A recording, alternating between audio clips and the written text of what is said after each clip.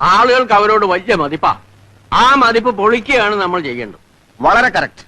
ഏതെങ്കിലും രീതിയിൽ വല്ല പെണ്ണുകേസിലോ ഗർഭക്കേസിലോ അവരെ പെടുത്തി നാറ്റിക്കുകയാണ് ചെയ്യുന്നത്. താങ്കൾ പേര് പറഞ്ഞില്ലെങ്കിൽ പോലും ആ MLA സ്ഥാനം അയാൾ അർഹിക്കുന്നുണ്ടോ റിനി? അയാൾ ഒരു രാഷ്ട്രീയ നേതാവാകാൻ പോലും, രാഷ്ട്രീയത്തിൽ നിൽക്കാൻ പോലും അയാൾക്ക് അർഹതയില്ല. Very correct. അപ്പൊ ഞാൻ സ്ട്രെയിറ്റ് ആയിട്ട് ചോദിക്കുന്നത്, ഈ പേര് രാഹുൽ മാങ്കൂട്ടത്തിലാണെങ്കിൽ അത് പറയുന്നത് കൊണ്ട് റിനിക്ക് ഏതെങ്കിലും നിയമ നടപടികൾ നേരിടേണ്ടി വരും എന്നതാണോ റിനി ഭയക്കുന്നത്? ഉത്തരം പറ. അത് നീ ഇപ്പൊ ചോദിച്ചതേ ഒരു ആദ്യം ഊള ആൻസറാ. രാഹുൽ മാങ്കൂട്ടത്തിലിനും ഷാഫി പറമ്പിലിനുമെതിരെ ഗുരുതര ആരോപണവുമായി പ്രവാസി എഴുത്തുകാരി ഹണി ഭാസ്കർ. തന്തയ്ക്ക് ജനിക്കാത്തവൻ, നിന്നിടം തുറക്കുന്നവൻ, ആത്മാർത്ഥതയിൽ വാളംപുളി കലക്കുന്നവൻ, കുടിക്കുന്ന വെള്ളത്തിൽ ഒരു സ്ത്രീയുടെ മാന്യതയ്ക്ക് നിരക്കാത്ത തരത്തിലുള്ള മെസ്സേജുകളായിരുന്നു അത്. തീർച്ചയായിട്ടും തീർച്ചയായിട്ടും. ഒരു കയ്യബദ്ധം, നാറ്റുകരുത്. പഞ്ചഭാവോ. യുവ നേതാവിനെതിരായ യുവനടി റിനിയുടെ വെളിപ്പെടുത്തലിന് പിന്നാലെയാണ് ഹണി ഭാസ്കർ ആരോപണവുമായി രംഗത്തെത്തിയത്. സത്യം ഞാൻ തുറന്നു പറയട്ടെ, എനിക്കൊന്നും അറിയില്ല. എനിക്കൊരു പെണ്ണിനെ പെടക്കോഴിനും അറിയില്ല. രാഹുൽ മാങ്കൂട്ടത്തിന്റെ ഇരകളായ സ്ത്രീകളെ തനിക്കറിയാം.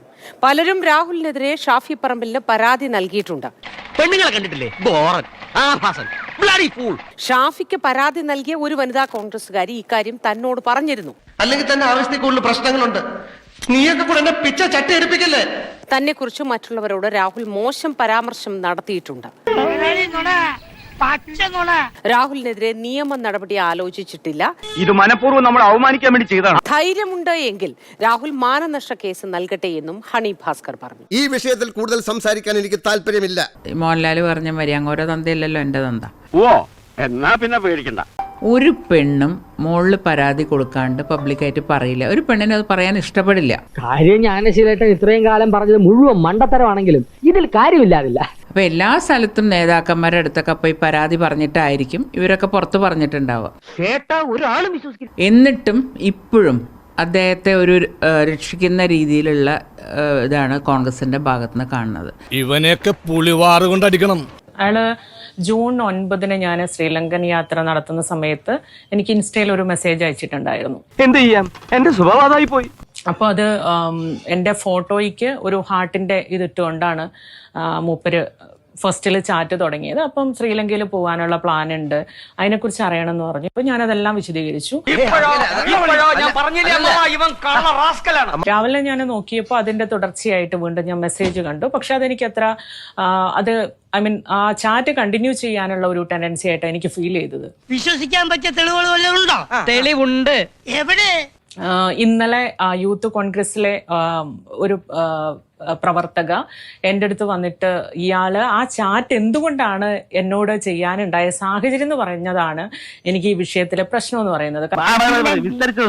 പുള്ളി ആ ഹെൽത്തി ആയിട്ടുള്ള കോൺവെർസേഷനെ കുറിച്ചിട്ട് ഈ കോൺഗ്രസ്സുകാരുടെ ഇടയിൽ പോയിട്ട് പറഞ്ഞ കാര്യം എന്ന് പറഞ്ഞിട്ടുണ്ടെങ്കിൽ ഞാൻ അയാളോട് അങ്ങോട്ട് പോയി ചാറ്റ് ചെയ്തു എന്നും ഇതൊരു സ്ഥിരം ശീലമാണെന്നുള്ളതാണ്.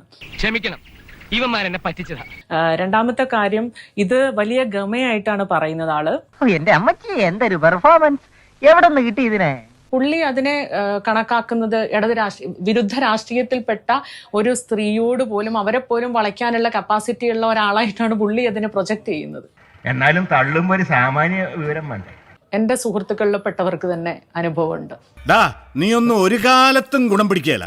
ഷാഫി പറമ്പിലിന് ഇത്തരം കാര്യങ്ങളെ കുറിച്ച് നല്ല ധാരണയുണ്ട്. അയാളിലെത്തുന്ന പരാതികൾ എങ്ങോട്ടും എത്താറില്ല എന്നുള്ളതാണ്.